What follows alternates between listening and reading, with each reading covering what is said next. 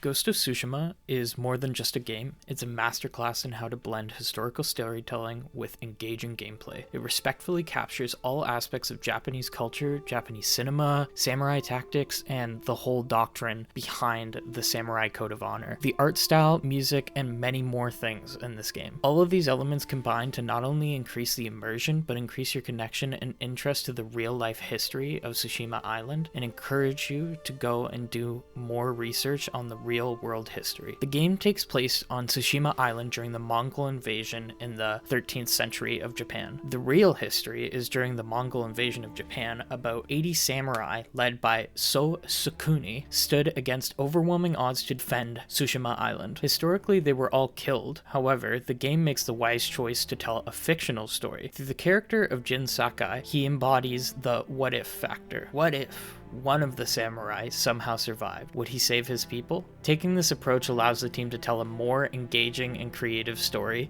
The opening sequence sets the tone right away. The Mongols arrive at the shores of Tsushima. The samurai army prepares for an honorable duel. The Khan, the leader of the Mongol Empire, steps out. The samurai send their best warrior forward, and right away the brutality of the Mongols is shown as they make it clear they are in charge here. The Khan throws oil on the samurai and burns him alive. This scene makes it very clear that this game is brutal, and it is a story about the cost of tradition in a world that no longer plays by these same rules. But also, it shows that Sucker Punch is not willing to pull punches with this story, and they want to depict the real brutality that these people face. The game explores the samurai code, the values of honor, loyalty, courage, and they were all a part of samurai life. One of the best representations of this would be the standoff mechanic in the game, where you challenge enemies to one-on-one duels. It's stylish, tense, and incredibly satisfying. Another example is when Jin struggles with the assassinations and stealth aspect of the game. It helps players to emotionally engage with the characters and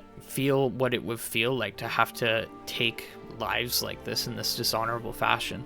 It allows players to go through the experiences of the difficult choices that these leaders would have faced. Is it okay to forgo your morals in order to save your people? Does that make you less honorable?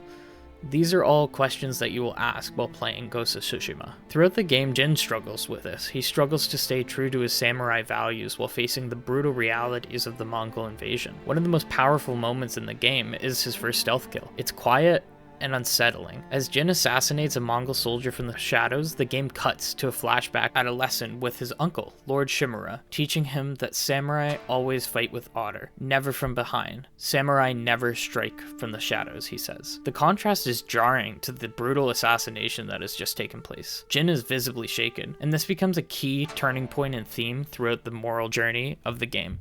The story does this quite often. It frequently cuts to flashbacks from Jin's childhood, showing the training under Lord Shimura and the emotional bond between them. After Jin's father was killed, Shimura became a father figure, raising him in the strict tradition of the samurai. These memories reinforce how deep their connection runs, making it especially painful when that relationship begins to fracture. As Jin adopts tactics Shimura sees dishonorable, their ideological rift widens. This ties into the whole theme of exploring the real dynamics between men of the time and how the samurai culture functioned. It was often very, very strict, and the samurai were not often willing to compromise their way of doing things and their tradition. So this is a key rift in the game between Jin and his uncle, as Jin believes that in order to defeat the brutality of the Mongol army, they must forgo their ways of the samurai code. And by showing these flashbacks and showing how Lord Shimura was a key figure in his life, almost like a father figure, it really enhances how the players feel about this whole decision and how they're grappling with it, and it also shows the kind of familiar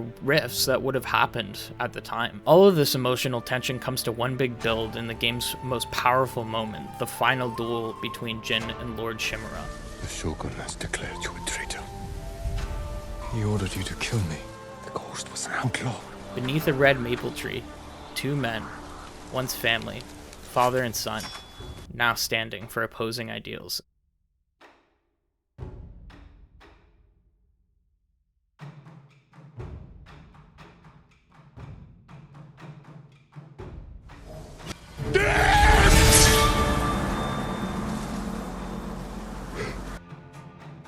Player is left to decide how it ends. If the player chooses to kill Lord Shimura, they are thereby embracing the samurai code and giving Lord Shimura what they want. However, if they choose to leave him alive, this is Jin fully embracing the ghost and saying, we don't have to do things the way they were always done.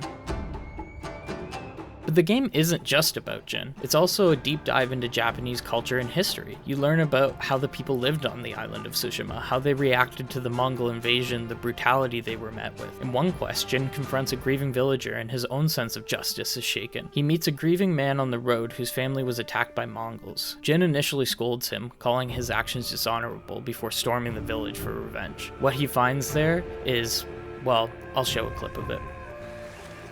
Bodies were dragged, thrown in the water. A child's toy. His family didn't survive. I should let him know. But moments like this deepen the game's narrative and reinforce how Jin's worldview is constantly being challenged. The game also manages to tackle topics such as the deep-rooted misogyny of the time. The game incorporates 3 storylines separate to the main quest, and 2 of them are about women at the time. The character of Yuna is a great example of this, as she hints at abuse from her parents and the general oppression that she feels from the island. Having these side stories enriches the narrative and highlights the roles and struggles of real women at this time. But more than just the characters, Sucker Punch does a fantastic job at subtly incorporating real aspects of Japanese culture into the game, which allows for learning to take place and encourages players to think differently about ways of life. Some stories in this game are told through traditional Japanese ink wash painting, also known as sumi. While this art style became prominent later during the Muromachi period, its use adds a timeless mythic feel to many of the game's quests. There's also the haiku mechanic. At peaceful locations throughout the game, Jin is encouraged to stop and write poetry, reflecting on the experiences he's faced throughout the game. No rewards, no fighting, just reflection. Historically, haiku as we know it came about centuries later, but poetry was always a part of the samurai culture. I think it's a very interesting approach to include this in the game. Where most games are constantly pining for your engagement, this game allows players to take a moment and reflect. I think it's a truly beautiful thing. The developers were also inspired by classic Japanese cinema, especially the films of Akira Kurosawa. Akira Kurosawa was a very prominent Japanese filmmaker in the 20th century. He directed over 30 feature films in his career, among them The Seven Samurai and Sanjuro. Sanjuro was clearly a direct inspiration for the game, as you can see with the standoff mechanics. Sanjuro depicts a very specific scene near the ending of the movie where 2 samurai face off.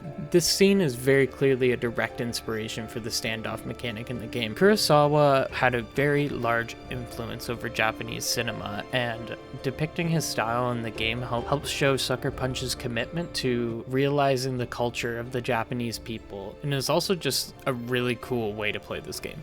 And the game's impact went beyond the screen. In 2012, after a typhoon damaged the Watsumi Shrine on the real Tsushima island, many fans raised over 27 million yen to help rebuild it, over 5 times what they were asking, and the equivalent to around 250,000 Canadian dollars. The developers thanked the community, and the mayor of Tsushima Island publicly praised the game's developers for bringing awareness to Tsushima's history. Ghost of Tsushima is proof that video games can do more than just entertain. They can educate, inspire, and even help preserve culture. The game isn't perfect though. I think it really suffers from poorly done facial animations. However, the storytelling was compelling enough for me to overlook that. Ghost of Yotai is set to come out in 2025. This is their next game, and I'm very excited to see what they've been cooking, and very excited to hear the story of Yotai.